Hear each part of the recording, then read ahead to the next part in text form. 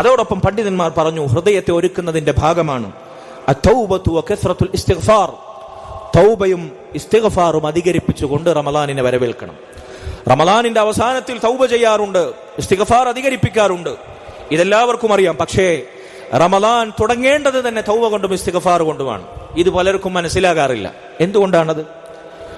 കഴിഞ്ഞ റമളാൻ, അതിനുശേഷം ഈ മാസം വരെ, ശഅബാൻ വരെ നമ്മുടെ ജീവിതത്തിൽ ഒരുപാട് പിഴവുകൾ, കുറവുകൾ, തെറ്റുകൾ, ഹറാമുകൾ സംഭവിച്ചിട്ടുണ്ടാകും.